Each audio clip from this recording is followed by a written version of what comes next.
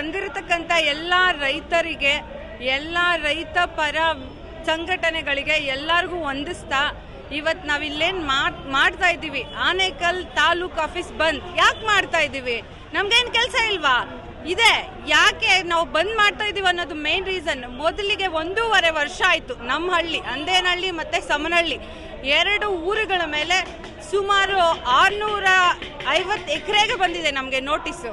ನಾವು ಆವಾಗಲೇ ಕಾನೂನಾತ್ಮಕವಾಗಿ ಹೋರಾಡ್ತಾ ಇದೀವಿ. ಕೋರ್ಟಲ್ಲಿ ಕೇಸ್ ಆಗಿದೆ, ಸ್ಟೇ ಬಂದಿದೆ. ಅದಲ್ಲದೆ ನಾವು ಮೊದಲನೇದಾಗಿ ಸರ್ಜಾಪದಲ್ಲಿ ಚಳುವಳಿ ಮಾಡಿದ್ವಿ. ಆಗ ಬಂದ್ರು ನಮ್ಮ ಶಿವಣ್ಣನವ್ರು ಬಂದ್ರು, ನಾನು ಕಾನೂನಾತ್ಮಕವಾಗಿ ನಿಮಗೆ ಏನು ಸಹಾಯ ಬೇಕೋ ಅದೆಲ್ಲ ಮಾಡ್ತೀನಿ ಅಂತ ಹೇಳಿದ್ರು. ಅಲ್ಲಿಗೆ ಅದು ಮುಕ್ತಾಯ. ನೆಕ್ಸ್ಟ್ ಏನು ಸ್ಟೆಪ್ ತಗೊಂಡಿಲ್ಲ. ಎರಡನೇದಾಗಿ ದೊಮ್ಸಂದ್ರ ಕ್ರಾಸ್ ಸರ್ಕಲ್ ಜಾಮ್ ಮಾಡಿಸಿದ್ವಿ, ಅಲ್ಲಿಗೂ ಬಂದ್ರು, ಅಲ್ಲೂ ಹೇಳಿದ್ರು, ಅಲ್ಲಿಂದನೂ ಮುಂದೆ ಏನು ನಡೀಲಿಲ್ಲ. ಮೂರನೇದಾಗಿ ನಾವು ಫ್ರೀಡಮ್ ಪಾರ್ಕ್ ಬೈಕ್ ರ್ಯಾಲಿ ಮಾಡಿದ್ವಿ. ಎಷ್ಟು ಹಳ್ಳಿಗಳು, 11 ಹಳ್ಳಿಗಳ ಜನಗಳು ಸೇರ್ಕೊಂಡು ಸುತ್ತಮುತ್ತಲಿನ ಮುತ್ತಾನಲ್ಲೂರು, ಅಂದೇನಹಳ್ಳಿ, ಯಮರೆ ಪಂಚಾಯಿತಿ ಹಳ್ಳಿಗಳೆಲ್ಲ ಸೇರಿ ನಾವೆಲ್ಲ ಸೇರಿ ಫ್ರೀಡಮ್ ಪಾರ್ಕ್ಗೆ ಬೈಕ್ ರ್ಯಾಲಿ ಎಲ್ಲ ಹೋದ್ವಿ. ಹೆಣ್ಣು ಮಕ್ಕಳು, ದೊಡ್ಡವರು, ಚಿಕ್ಕವರು ಎಲ್ಲ ಸೇರ್ಕೊಂಡು ಹೋದ್ವಿ. ಅಲ್ಲಿಗೆ ಎಲ್ಲಾರನ್ನೂ ಕರ್ಸಿದ್ವಿ. ಶಿವಣ್ಣ ಅವ್ರು ಬಂದಿದ್ರು, DC ಬಂದಿದ್ರು, KDB ಆಫೀಸರ್ ಬಂದಿದ್ರು, ಎಲ್ಲ ಬಂದಿದ್ರು. ಏನು ಅವರು ಅಷ್ಟೇ ಜಂಟಿ ಸರ್ವೆ ಮಾಡಿ ಅಂತ ಹೇಳಿದ್ವಿ. ಜಂಟಿ ಸರ್ವೆನೂ ಮಾಡಲಿಲ್ಲ, ಏನೂ ಇಲ್ಲ. ಡೇಟ್ ಕೊಟ್ಟಿದ್ರು, ಬರಲೂ ಇಲ್ಲ. ಮುಂದೆ ಹಾಕ್ತಾನೆ ಇದ್ರೆ ಎಷ್ಟು ಅಂತ ಹೋರಾಡೋದು? ನಮ್ಮ ಭೂಮಿಗೋಸ್ಕರ ನಾವು ಎಷ್ಟು ಅಂತ ಹೋರಾಡೋದು ಹೇಳಿ?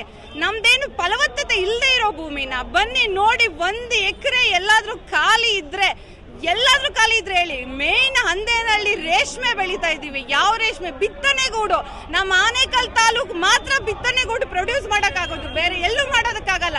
ಅದನ್ನ ಮೇನ್ ಮಾಡೋದೇ ನಮ್ಮ ತಾಲೂಕಲ್ಲ. ಅದರಲ್ಲೂ ಸರ್ಜಾಪುರ ಹೋಬಳಿ ಮೇನ್ ಸೀಡಿಂಗ್ಗೆ, ರೇಷ್ಮೆ ಸೀಡಿಂಗ್ಗೆ ಬಂದ್ ನೋಡಿ. ಅದು ಒಂದೇ ಅಲ್ಲ, ಹೂ ಬೆಳೀತಾ ಇದೀವಿ. ಎಷ್ಟು ಬೆಳೀತಾ ಇದೀವಿ? ಎಷ್ಟು ಎಕರೆ ಗ್ರೀನ್ ಹೌಸ್ ಇದೆ ಬಂದ್ ನೋಡಿ. ತೋಟಗಾರಿಕೆ ಬೆಳೆಗಳು, ಹೂವು, ಹಣ್ಣು, ತರಕಾರಿಗಳು, ಸೊಪ್ಪು ಎಲ್ಲ ಬೆಳೀತಾ ಇದೀವಿ. ಆರ್ಗ್ಯಾನಿಕ್ ಫಾರ್ಮಿಂಗ್, ಹಸುಗಳಿದೆ, ಕೋಳಿ ಶೆಡ್ಗಳಿದೆ, ಹಂದಿ ಶೆಡ್ಗಳಿದೆ, ರಾಗಿ ಬೆಳೀತಾ ಇದೀವಿ. ಎಲ್ಲೂ ಖಾಲಿ ಇಲ್ಲ.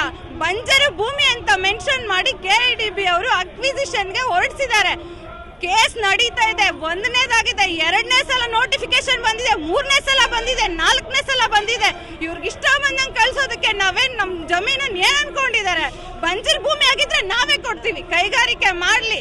ಏನ್ ಅನ್ಕೊಂಡಿದ್ದಾರೆ? ಕೈಗಾರಿಕೆ ಮಾಡಿ, ಅಭಿವೃದ್ಧಿ ಮಾಡಿ, ಜಾಬ್ ಕೊಡ್ತೀವಿ ಅನ್ಕೊಂಡಿದಾರ?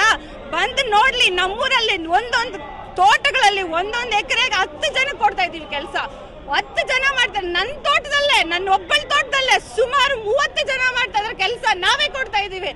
ಒಂದು ಊರಿಗೆ ನಮ್ಮ ಹಳ್ಳಿಯಲ್ಲೇ 300 ಜನ ಕೆಲಸ ಮಾಡ್ತಾ ಇದಾರೆ. ಅದು ಬೇರೆ ಸ್ಟೇಟ್ ಅವರು, ಹೊರ ರಾಜ್ಯದ ಜನರಿಗೆ ನಾವು ಕೆಲಸಗಳು ಕೊಡ್ತಾ ಇದೀವಿ.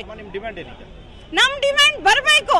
ಯಾರು KDB ಆಫೀಸರ್ ಬರಬೇಕು, ನಮ್ಗೆ ಲಿಖಿತ ರೂಪದಲ್ಲಿ ಬರೆದು ಕೊಡ್ಬೇಕು. ನಾನು ಜಂಟಿ ಸರ್ವೆ ಮಾಡ್ತೀವಿ, ನಮ್ಗೆ MB ಪಾಟೀಲ್ ಹತ್ರ, CM ಹತ್ರ ನಾವು ನಿಮಗೆ ಡೇಟ್ ತೆಗೆದುಕೊಡ್ತೀವಿ, ಮೀಟಿಂಗ್ ಡೇಟ್ ತೆಗೆದುಕೊಡ್ತೀವಿ ಅಂತ ಮಾಡಬೇಕು. ಮತ್ತೆ ಅವರು 6-1 ಹೊರಡಿಸಿದ್ದಾರೆ. ನಮ್ಮ ಮೊದಲನೇ ನೋಟಿಫಿಕೇಶನ್ ಅಲ್ಲಿ ಪಾಣಿಗಳಲ್ಲಿ 6-1 ಹೊರಡಿಸಿ KDB ಅಧಿಕೃತ ಭೂಸ್ವಾಧೀನ ಅಂತ ಬರೆಸಿ ಅಧಿಕೃತವಾಗಿ ಭೂಸ್ವಾಧೀನ ಮಾಡ್ಕೊಂಡಿದ್ದಾರೆ. ಅದನ್ನ ಮೆನ್ಷನ್ ಮಾಡಿದ್ದಾರೆ. ಪಾಣಿ ಅದನ್ನ ತೆಗಿಸ್ಬೇಕು. ಯಾಕೆ? ನಮ್ಗೆ ಲೋನ್ ಬೇಡವಾ? ನಾವೇನ್ ಕೃಷಿ ಮಾಡ್ತಾ ಇಲ್ವಾ? ಯಾರು ಹೇಳಿದ್ ಬಂಜರು ಭೂಮಿ ಅಂತ? ಅವರೇ ಕೊಟ್ಟಿದಾರ್ರಿ ನಮ್ಗೆ ಅವರೇ ಕೊಟ್ಟಿದ್ದಾರೆ. ಬಂದ್ ನೋಡಿ. ನಮ್ದು ಒಂದು ಗ್ರೀನ್ ಹೌಸ್ ಅಂದ್ರೆ ಅದಕ್ಕೆ ಇದಿರ್ಬೇಕು, ಏನು ಮಣ್ಣು ಪರಿಶುದ್ಧವಾಗಿರ್ಬೇಕು, ಅದಕ್ಕೆ ಫಲವತ್ತಾದ ಭೂಮಿ ಇರಬೇಕು.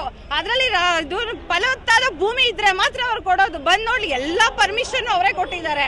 ಗ್ರೀನ್ ಹೌಸ್ ಹಾಕೊಳ್ಳಿ, ಇಷ್ಟು ಸಬ್ಸಿಡಿ ಕೊಡ್ತೀವಿ, ಇಷ್ಟು ದುಡ್ಡಿದೆ ಅಂತ ಕೊಟ್ಟಿದ್ದಾರೆ. ಮತ್ತೆ ಅದೆಂಗ ಅವರು ರಿಜಿಸ್ಟರ್ ಮಾಡ್ತಾರೆ?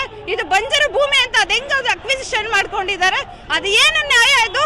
ಬಂದು ನೋಡಿ. ಎಷ್ಟು ಜನ ಇದಾರಲ್ಲ, 1 ಎಕರೆ ಇಟ್ಕೊಂಡಿದ್ದಾರೆ, ಅಳ್ತಾ ಇದಾರೆ. ನಮ್ ರೈತರು ಅಳ್ತಾ ಇದಾರೆ. ನಮ್ ಭೂಮಿ ಹೋದ್ರೆ ನಮ್ಮ ಮಕ್ಕಳಿಗೆ ನಾವೇನ್ ಕೊಡೋದು? ಅವ್ರ ಮಕ್ಕಳಿಗೆ ನಾವೇನ್ ಕೊಡೋದು ಹೇಳಿ? ಅಂದೇನಹಳ್ಳಿಯಿಂದ ಮನುಜ ಅಂತ. ದಯವಿಟ್ಟು ನೀವೆಲ್ಲ ನಮ್ಗೆ ಸಹಾಯ ಮಾಡಿ, ನಮ್ ಭೂಮಿ ನಮ್ಗೆ ಸಿಗೋವರೆಗೂ ದಯವಿಟ್ಟು ಎಲ್ಲಾ ಮೀಡಿಯಾದವ್ರಿಗೂ ಇದನ್ನ